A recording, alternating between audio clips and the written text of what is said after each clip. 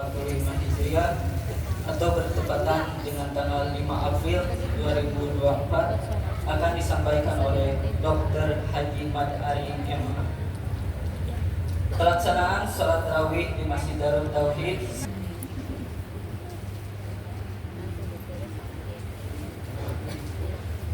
Bismillahirrahmanirrahim. Assalamualaikum warahmatullahi wabarakatuh. Alhamdulillah alladzi jama'ana fi hadzal makan al-mubarak Masjid Darut Tauhid. Walhamdulillahilladzi ballagha a'marana ila akhir syahr Ramadan. أشهد أن لا إله إلا الله وحده لا شريك له ذو الجلال والإكرام وأشهد أن محمدا عبده ورسوله رحمة لكافة العالم. اللهم صل وسلم وبارك على خير الأنام سيدنا وحبيبنا شفيعنا ومولانا محمد صلى الله عليه وسلم وعلى آله وأصحابه الكرام ومن تبعهم بإحسان إلى آخر الأيام. أما بعد، فقال تعالى في كتابه الكريم: أعوذ بالله السميع العليم من الشيطان الرجيم، ونفس وما سواها فألهمها فجورها وتقواها قد أفلح من زكاها وقد خاب من دساها. Sadaqallahul Azim. Dari ayat ini khatib atau penceramah tarawih mengambil satu tajuk judul Ramadan wasilah li tazkiyatin nafs. Ramadan adalah sarana pembersihan diri. Hadirin yang akan Allah Subhanahu wa taala, judul ini begitu penting karena kita disebut nafas setelah terjadi perpaduan antara ruh dan jasmani. Ketika ruh baru datang dari Allah, ditiupkan kepada rahim ibunda kita di usia 4 bulan kehamilan, masih suci bersih. Tapi berpadu dengan bahan dari tanah, min sulalatin min tin. Tanah itu punya karakteristik yang berbeda dengan ruh. Kalau ruh suci, bersih, sementara tin, tanah, kita yakini belum ada tanah yang kalau menempel di tubuh kita dianggap suci. Selalu kita bersihkan dengan air karena kita menganggap bahwa tanah itu sesuatu yang kotor. Tanah berupa debu nempel di kaca, pasti kita akan segera bersihkan karena kita memandang tanah itu kotor. Bayangkan ruh yang suci berpadu dengan bahan tanah pada diri kita yang kotor, akhirnya terjadilah pertarungan dan munafasah antara kesucian dan kekotoran. Tempat berpadu itu disebut nafas. Maka kita adalah nafas karena terdiri dari ruh dan jasmani. Laksana perpaduan antara software dan hardware pada komputer kita. Hadirin dimuliakan Allah Subhanahu wa taala, karena ruh itu sudah berpadu dengan kekotoran tanah, maka kadang-kadang terjadi dominasi antara keduanya. Terkadang ruh yang dominan sehingga nafas itu terbawa suci bersih.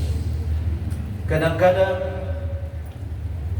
bahan tin yang kokoh kuat sampai mempengaruhi ruh, sehingga ruh menjadi kotor.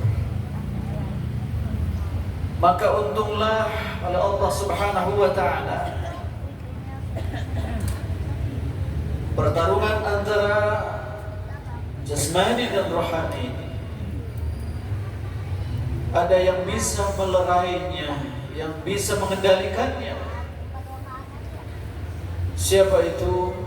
Al-mudghah. Inna fil jasadi mudghatan, kata Rasul. Pada jasad manusia, pada diri manusia itu ada mudghah.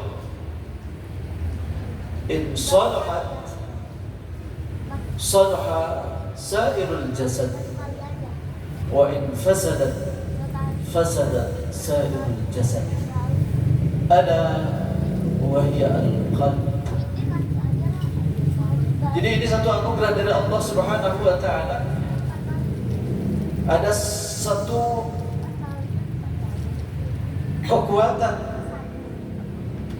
semacam polisi, semacam pengatur, penyeimbang antara kekuatan jasmani dan rohaniah yang berbaru dalam nafas kita.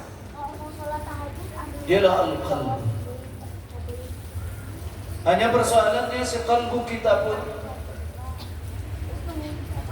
kadang-kadang bersih, salimun, qalbun salim, kadang-kadang menjadi qalbun marid, hati yang tidak normal, hati yang sakit, untuk belum jadi qalbun mayyit. Insyaallah tidak sampai pada qalbun mayyit. Qalbun marid adalah qalbun yang belum mampu mengarahkan nafas manusia ini untuk fokus saja kepada kebaikan, kesucian, kebersihan. Bergantung kepada karakteristik qalbun tadi. Kalau qalbunnya sehat, salim, maka nafasnya akan terbawa kepada kebaikan, kebenaran, kesucian, kebersihan. Tapi ketika qalbunnya itu marid, sakit, maka dia kadang-kadang satu saat membawa nafas ini kepada kebaikan, pada saat yang lain dia bawa kepada keburukan. Sehingga terjadi keseimbangan antara kebenaran dan kebatilan, antara kekotoran dan kesucian, antara kebaikan dan kebenaran. Satu saat terbawa kepada kebenaran ketika qalbunnya memiliki daya yang kuat untuk membawa nafas kita kepada kebaikan, kebersihan. Tapi ketika qalbunnya sakit, maka nafas kita kadang dibawa kepada kemaksiatan. Oleh sebab itu, untuk supaya nafas kita ini tetap berada dalam kebersihan, supaya didominasi oleh ruh yang suci, maka qalbunnya inilah yang harus ditata, yang harus dimanage, yang harus dikokohkan, yang harus disucikan, agar qalbun kita menjadi qalbun salim. Bagaimana upaya membersihkan qalbun salim? Membersihkan qalbun kita agar tetap menjadi qalbun salim, yang nanti membawa nafas kepada nafas pada diri yang baik. Maka tentu sarana-sarana yang bisa membuat qalbun itu salim adalah sarana-sarana yang telah diberikan oleh Allah Subhanahu wa ta'ala, karena dialah yang menciptakan qalbun itu. Dialah yang mampu menata, mengarahkan qalbun kita kepada yang salim atau kepada marid, atau mungkin kepada mayyit. Tidak ada jalan lain kecuali kita mengikuti al-ilaj, upaya penyembuhan ketika qalbunnya sedang marid, upaya pengokohan ketika qalbunnya sedang kuat.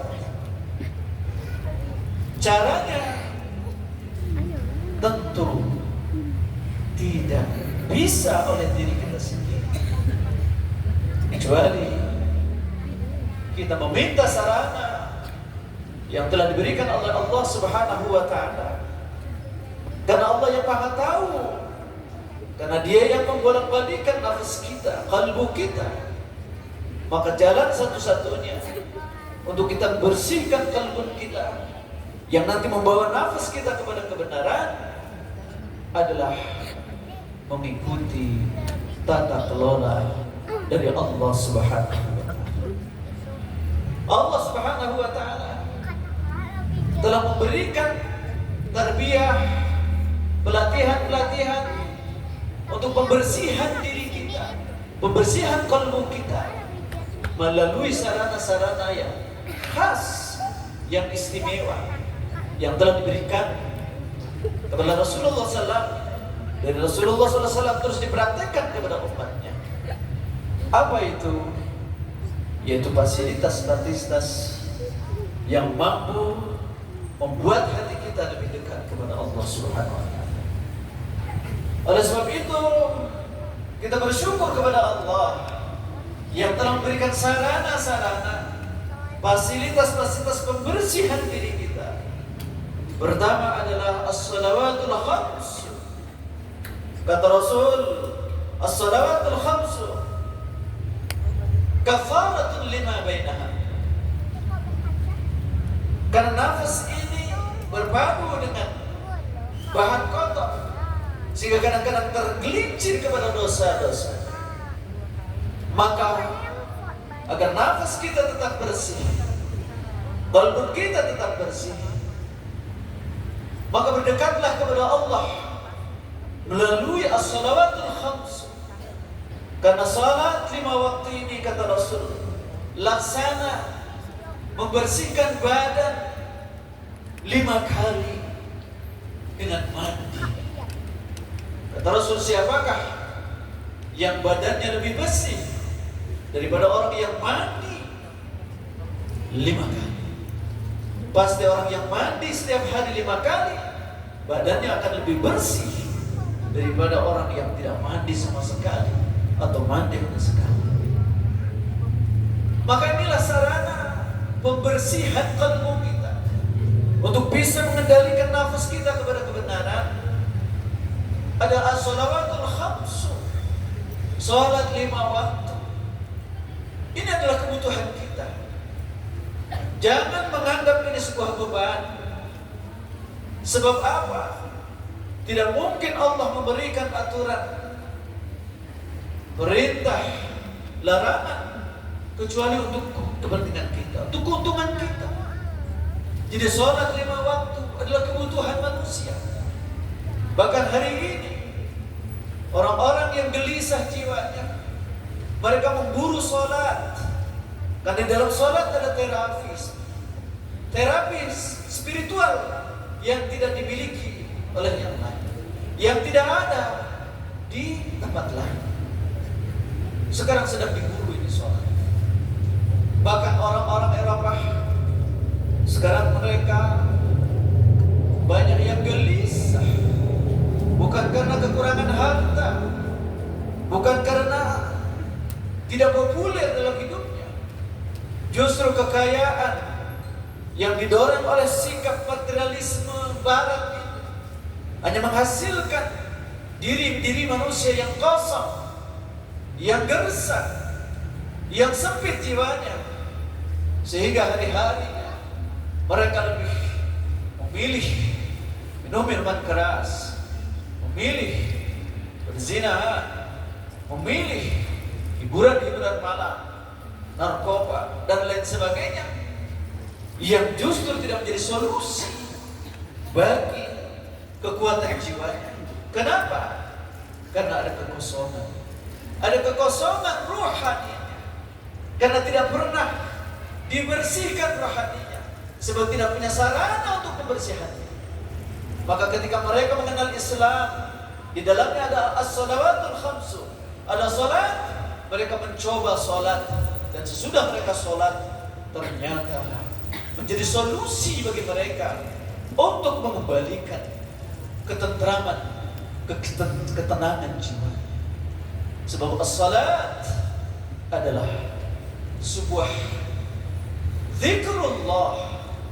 Ala bi dzikrillah tatma'innul qulub. Ingatlah, hanya mengingat, dengan mengingat Allah, hati akan tenang, jiwa akan tentram dari segala kegelisahan. Bersyukurlah kita dengan as-salawatul khams sebagai fasilitas yang Allah berikan kepada kita untuk membersihkan diri kita.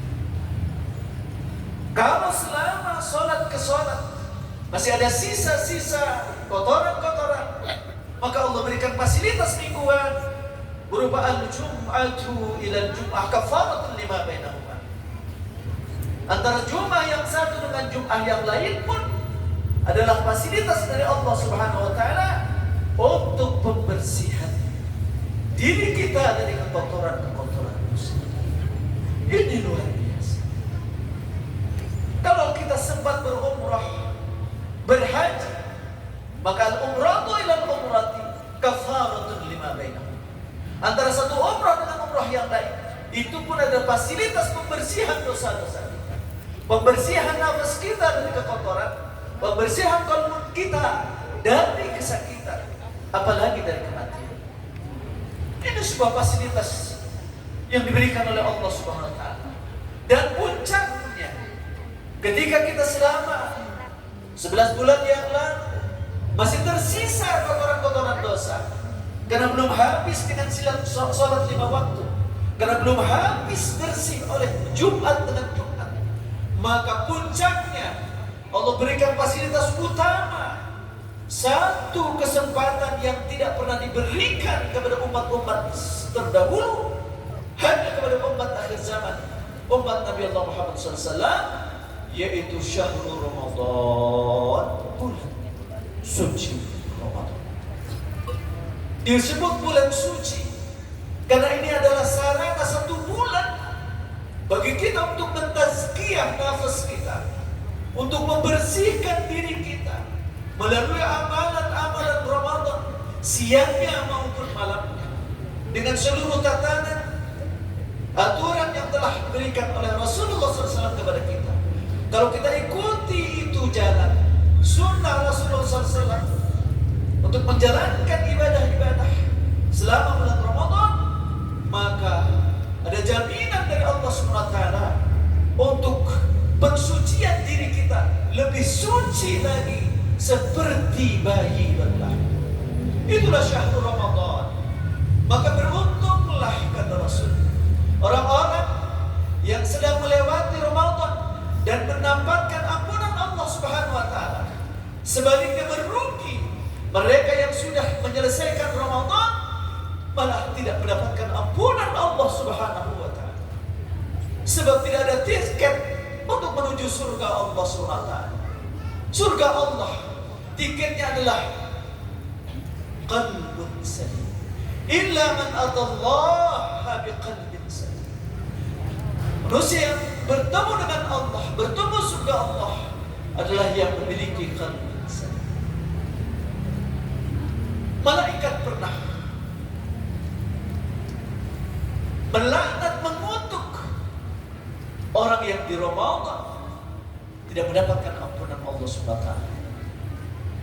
Kata malaikat kepada Rasulullah SAW pada saat beliau mau naik mimbar, satu saat Rasulullah mengatakan amin.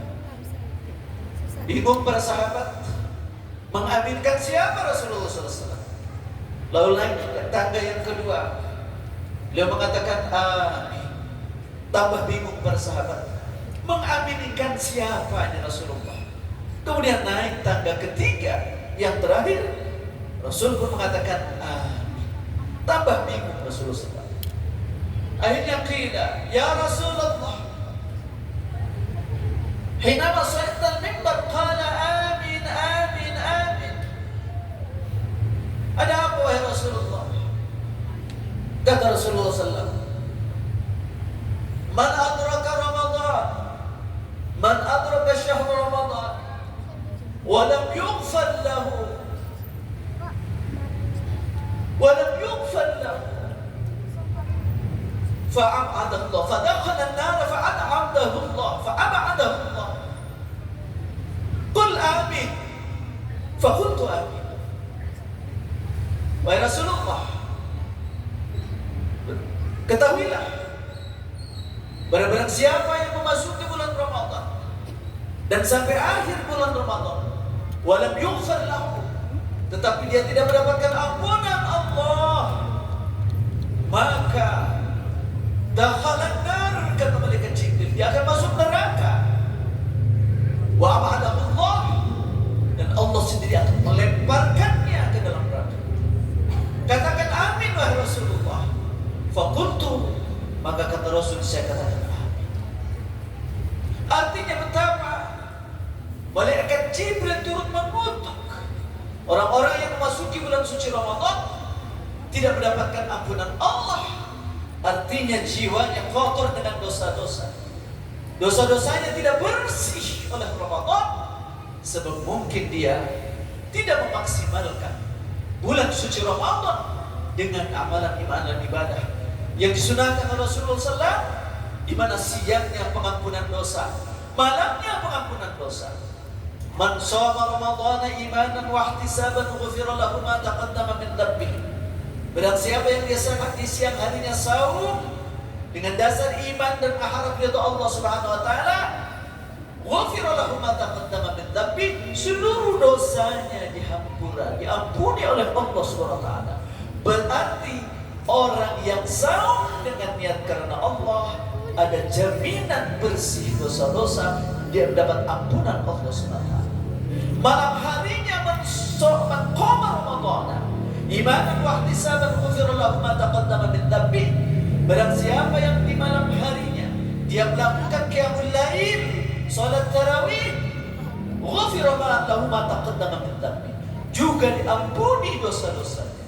Maknanya, orang yang memasuki bulan Ramadan dengan ikhlas dan istiqamah menjalankan shaum Ramadan dengan ikhlas karena Allah, malam harinya qiyamul lail, memohon ampun kepada Allah, beristighfar dan memberikan sedekah, maka semua itu adalah fasilitas untuk pembersihan diri.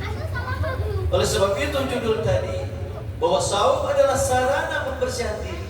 Memang ini sesuatu yang harus kita lakukan agar nanti kita kembali di bulan suci Syawal, kita akan bersih Idul Fitri, kembali kepada fitrah kesucian jiwa kita. Sesuci dulu ketika ruh kita masuk ke dalam nafas kita, masuk ke dalam diri kita yang terus bertarung dengan kekotoran jiwa. Alhamdulillah, kita sudah mendapatkan kemenangan. Qad faza al-muttaqun, orang-orang yang bertakwa telah sukses, telah berhasil melawan kekotoran-kekotoran hawa nafsu, kekotoran-kekotoran tanah dengan cara lebih bertakarub kepada Allah, mendekatkan diri kepada Allah melalui sholat 5 waktu, melalui sholat Jumat, melalui saum, dan melalui amal ibadah yang lain. Di antaranya adalah hablum nas, berupa banyak-banyak bersedekah.